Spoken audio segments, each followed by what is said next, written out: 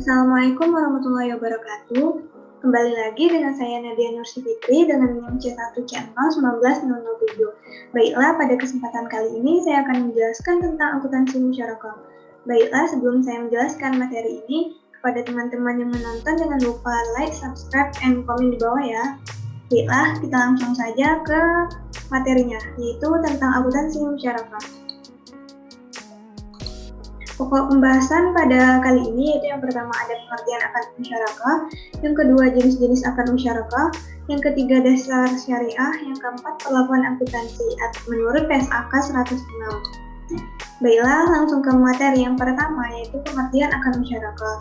Menurut Afdhalur Rahman, seorang deputi sekretari jenderal di The Muslim School Trust, secara bahasa al-syirkah yang artinya al-ikhtilat atau percampuran atau persekutuan dua orang atau lebih, sehingga antara masing-masing sulit dibedakan atau tidak dapat dipisahkan. Istilah lain dari musyarakah adalah syarikah atau syirkah atau kemitraan. PSAK 106 mendefinisikan musyarakah sebagai akad kerjasama antara dua pihak atau lebih untuk suatu usaha tertentu, di mana masing-masing pihak memberikan kontribusi dana dengan ketentuan bahwa keuntungan dibagi berdasarkan kesepakatan, sedangkan kerugian berdasarkan porsi kontribusi dana.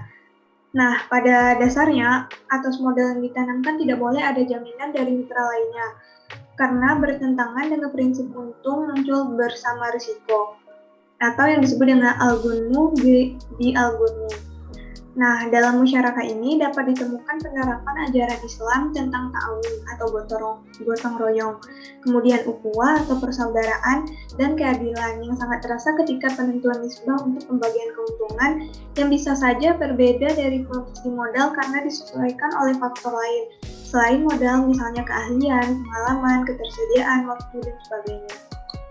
Kemudian yang kedua yaitu jenis-jenis akad musyarakah. Yang pertama berdasarkan ilmu fikih, yaitu di sini ada dua pembagian. Yang pertama syirkah al-milki mengandung arti kepemilikan bersama yang keberadaannya muncul apabila dua orang atau lebih memperoleh kepemilikan bersama atas suatu kekayaan, misalnya dua orang atau lebih menerima warisan atau hibah atau wasiat sebidang tanah atau harta kekayaan atau perusahaan, baik yang dapat dibagi atau yang tidak dapat dibagi-bagi. Contoh lain berupa kepemilikan suatu jenis barang, misalnya rumah yang dibeli bersama. Kemudian yang kedua, syirkah al-ukun atau kontrak, yaitu kemitraan yang tercipta dengan kesepakatan dua orang atau lebih untuk bekerja sama dalam mencapai tujuan tertentu. Setiap mitra dapat berkontribusi dengan modal atau dana dan atau dengan bekerja serta berbagi keuntungan dan kerugian. Berbeda dengan syirkah al-milik, dalam kerjasama jenis ini setiap mitra dapat bertindak sebagai wakil dari pihak lainnya. Syirkah al-ukun dapat dibagi menjadi yang pertama syirkah abdan, kemudian yang kedua syirkah wujub, yang ketiga syirkah inan, dan yang keempat syirkah mufawadah. Kemudian yang kedua berdasarkan pernyataan standar akuntansi keuangan atau PSAK. Di sini yaitu ada yang pertama musyarakah permanen. Musyarakah permanen adalah musyarakah dengan ketentuan bagian dana setiap mitra ditentukan saat akad dan jumlahnya tetap hingga akhir masa akad. Kemudian yang kedua, musyarakah menurun atau musyarakah mutanakisah. Musyarakah menurun adalah musyarakah dengan ketentuan bagian dana salah satu mitra akan dialihkan secara bertahap kepada mitra lainnya, sehingga bagian dananya akan menurun dan pada akhir masa akad mitra lain tersebut akan menjadi pemilik penuh usaha musyarakah tersebut menurut PSAK 106 paragraf 4. Kemudian yang ketiga, dasar syariah. Yang pertama di sini ada sumber hukum akad musyarakah yaitu dari Al-Qur'an, kemudian dari sunnah seperti hadis. Nah, seperti yang dijelaskan dalam Al-Qur'an dan sunnah, berdasarkan keterangan tersebut, pada prinsipnya seluruh ahli fikih sepakat dalam menetapkan bahwa hukum musyarakah adalah mubah, meskipun mereka masih memperselisihkan keabsahan hukum dari beberapa jenis akad musyarakah. Kemudian yang kedua, rukun dan ketentuan syariah dalam akad musyarakah.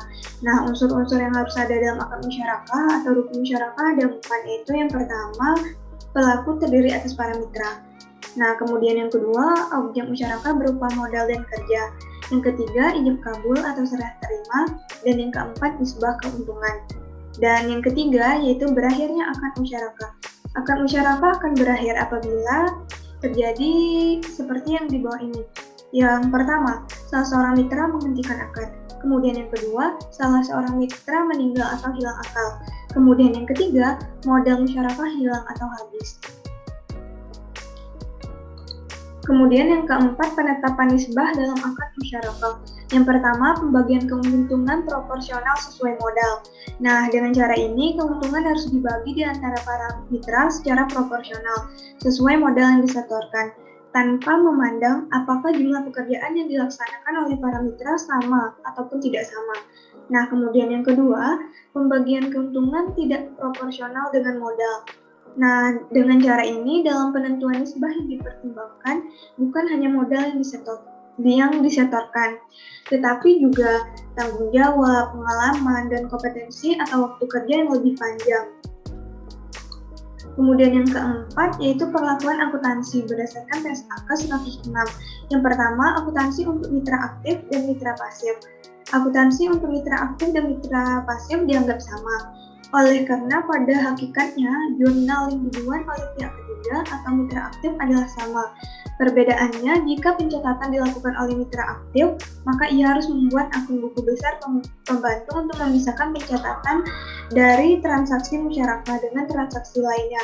Sementara apabila ada perbedaan perlakuan akuntansi untuk mitra aktif dan mitra pasif menurut PSAK, penulis akan menjelaskan lebih lanjut, yaitu yang pertama investasi musyarakah, kemudian yang kedua keuntungan dan kerugian musyarakah, kemudian yang ketiga pada akhir akad ketika terjadi pengembalian modal, maka seluruh akun yang berkaitan dengan investasi musyarakah akan ditutup.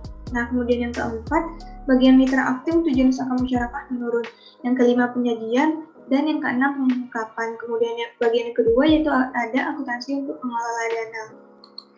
Baiklah, itulah yang dapat saya jelaskan pada kesempatan kali ini. Lebih dan kurangnya saya mohon maaf. Kepada teman-teman, jangan lupa komen di bawah ya. Assalamualaikum warahmatullahi wabarakatuh.